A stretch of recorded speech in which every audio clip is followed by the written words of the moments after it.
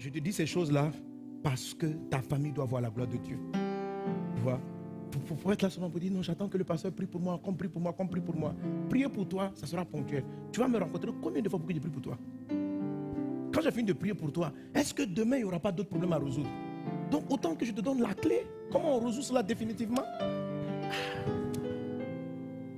C'est tout, c'est simple. Amen. Il est important de temps en temps de rencontrer son pasteur avec des frères pour prier. Ça c'est important. Il ne faut pas sous-estimer cela. Et vous allez voir que même quand deux énergies, quand deux révoltés se mettent ensemble, c'est pourquoi la Bible dit c'est encore plus puissant. Amen. Et quand tu es fatigué émotionnellement, prie avec quelqu'un. Ok? Prie avec quelqu'un. Alléluia. Mais en règle générale, la majorité de tes combats, tu les mèneras seul. Même quand les gens te disent je vais prier pour toi, je vais prier pour toi, dans la vérité, la plupart ne prient pas pour toi. Non, sérieux. Quand tu vas te dire, pasteur, prie pour moi, je dois voyager, je t'assure, à 95, il va oublier ton sujet même. Il va dire, j'ai prié. Ma fille, j'ai prié pour toi, j'ai prié pour toi. Il ne va pas prier. Il ne va pas prier. Tu vois, quand il est couché, il pense qu'à toi seulement, quoi. Lui aussi, le gars que tu as, il a des enfants. Ils vont à l'école. Il a sa maman. Il a ses grands-parents. Lui, il a ses défis. Ou bien.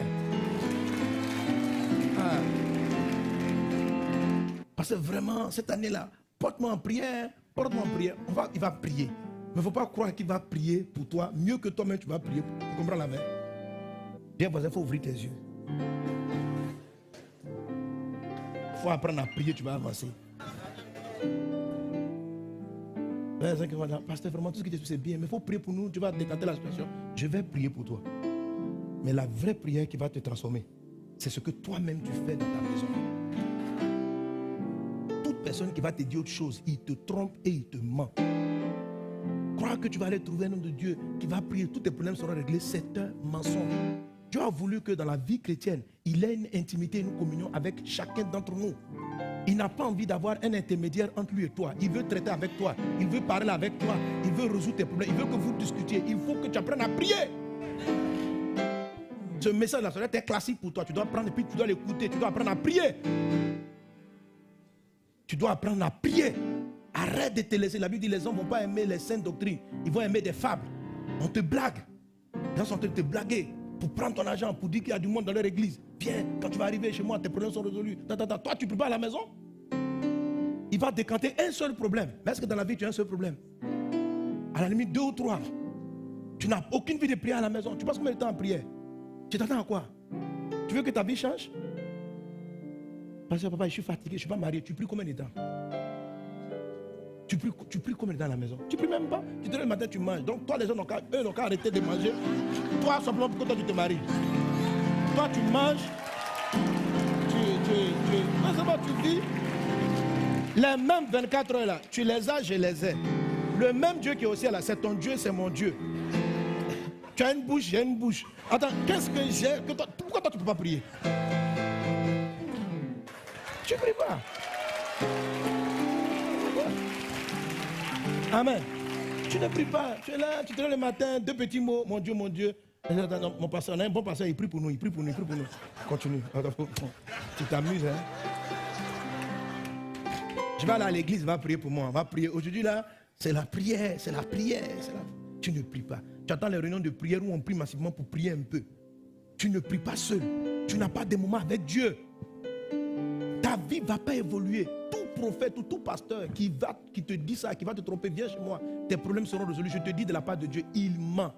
Il ment. C'est un menteur. On te trompe. On te blague. On te ment. Jamais la prière d'un prophète va t'exempter de ta communion avec Dieu. Jamais. Jamais.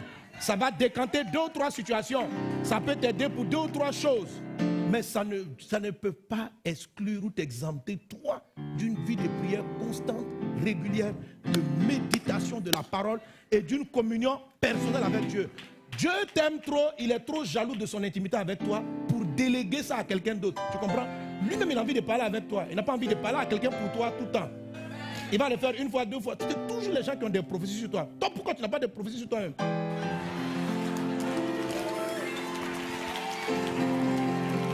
Amen. Les gens, Tu vas chercher pasteur, tu n'as pas une révélation pour moi. Va dans la prière, cherche la révélation pour toi. Amen. Un vrai pasteur, tu vas dire, non, moi j'ai appelé mes pères spirituels là. Vraiment, tu n'as pas un réma pour moi. Je ne cherche pas ce qu'il a pour moi. Je me mets moi-même devant Dieu. Père, oriente-moi cette année. Je me réveille à 4 heures. Parle-moi. Dis-moi où je m'en vais. Dis-moi que ton règne vienne, Regarde, papa, il y a des problèmes à la maison. Regarde, ça fait 2 mois. Et tends ta main. Bon, moi, dans mon temps de prière, honnêtement, je prie beaucoup pour les gens. Je prie. Je ne sais pas si je prie pour moi-même. Voilà, parce que je sais que Dieu les a déjà réglés. Non, sérieusement. J'ai une prière de révolte, mais c'est... Quand je dis je prie pour les gens, c'est pas en toi, je prie pour l'église. C'est du comme ça. Amen. Tu vois. Donc, il y a des fois, je me souviens de quelqu'un. Il y a des jours, il y a des fois, tu pries, puis tu vois, Dieu te montre un visage. Après, tu prends la personne. Seigneur, je prie pour la sœur tant. Voilà, tu sais sa vie, tu sais des défis. Donc, quand c'est la phase d'intercession, Dieu t'amène des visages. Et là, tu pries pour eux. Mais en règle générale, tu pries pour l'église, tu pries pour le pays, tu pries pour les gens, tu pries pour la globalité. Or, toi, tu as une individualité. Donc, arrête d'être dans les prières globales des gens. Alléluia. Prie. Dis à ton voisin, prie. Voilà. Toi aussi, il faut prier. Alléluia. Gloire à Dieu. Donc, si tu ne pries pas, décide de prier. Décide de te lever et puis prie. Augmente tes heures de prière. Si 1 heure pour toi c'est compliqué, commence par 15 minutes. Après 15 minutes, tu pries bien, tu vas voir que seul tu vas prier 30 minutes. Après 30 minutes, tu vas prier 1 heure. Après ça, tu fais ça le matin. Tu mets une prière comme ça le soir. Tu rentres un peu plus tôt. Tu organises ton timing pour avoir du temps de prière. Il y a des fois, tu seras distrait dans ta prière, mais ce n'est pas grave. Prie. Il y a des jours, tu seras concentré. Prie. Il y a des jours, où tu n'as pas envie de prier. Prie. Il y a des jours, tout moment, prie. Frère. Amen. Même quand tu dors, prie. Il faut prier. Tu es voisin, il faut prier.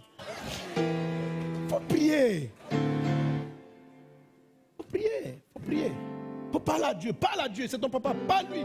Dis-lui que tu es fatigué. Parle-lui.